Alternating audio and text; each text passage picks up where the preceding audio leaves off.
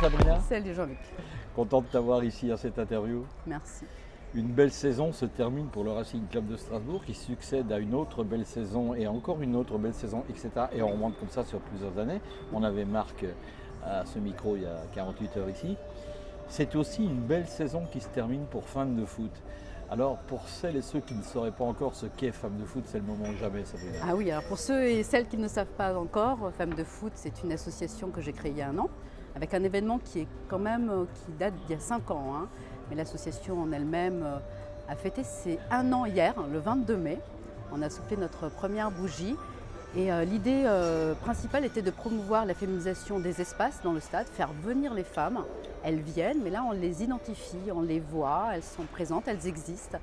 Et puis ça s'est doté aussi de ce côté caritatif. Et aujourd'hui, on peut annoncer à peu près 120 000 € que nous finançons des projets locaux, sans compter toutes les boîtes à rêves, enfin tout ce qu'il y a. Donc une année riche en émotions, mais Femmes de foot, c'est un peu comme le Racing, quoi. C'est de l'émotion.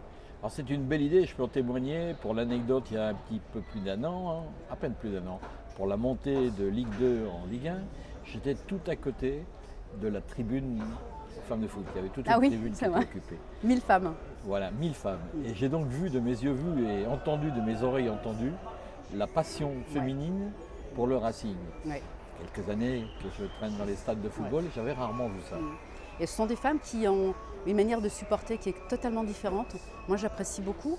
J'aime beaucoup la manière de supporter des hommes, c'est pas ça, mais les femmes, ça leur prend en tripes. J'ai croisé hier sur les IS une femme qui me dit « Moi, j'ai toujours peur que mon cœur se décroche ».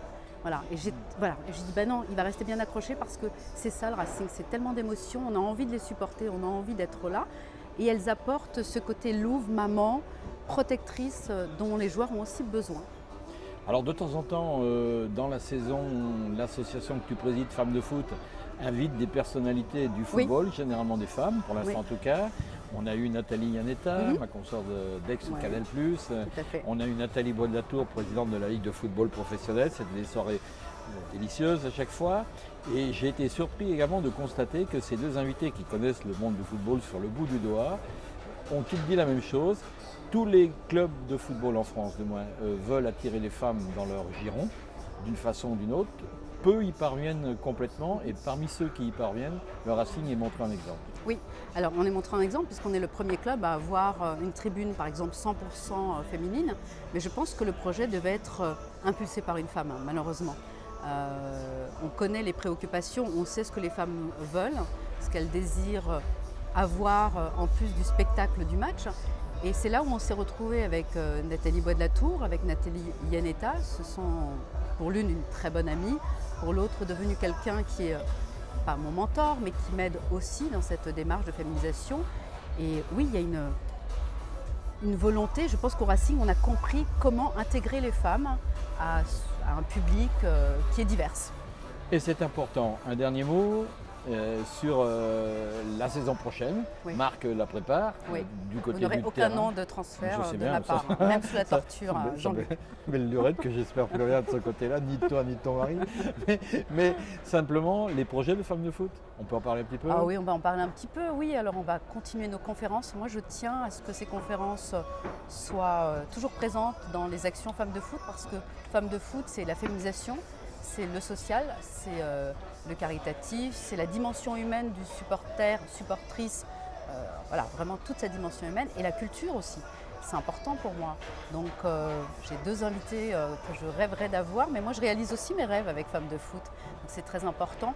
On va continuer notre combat avec la lutte contre le cancer du sein, avec le professeur Matelin. On va continuer avec Clémenceau, parce que je crois que c'est un travail de longue haleine. On veut vraiment pérenniser toutes ces belles énergies. On a des projets vraiment... Et puis encore plus d'argent parce qu'on a vraiment besoin d'aider les gens. Et puis beaucoup de boîtes à rêves parce que ça, c'est pour moi ce qui est le plus important quand je vois les enfants ou les parents qui sont en larmes. Femmes de foot, un site internet pour les contacter? Oui, www.femmesdefoot.com. Et puis venez, aidez-nous. Je sais qu'on est là, qu'on est présent, mais on a vraiment besoin de toute l'Alsace, comme le Racing Club de Strasbourg. Et les hommes sont admis et appréciés. Tu en sais quelque chose, tu es homme, femme de foot. Merci à toi Sabrina. Merci beaucoup Jean-Luc. À bientôt. Merci.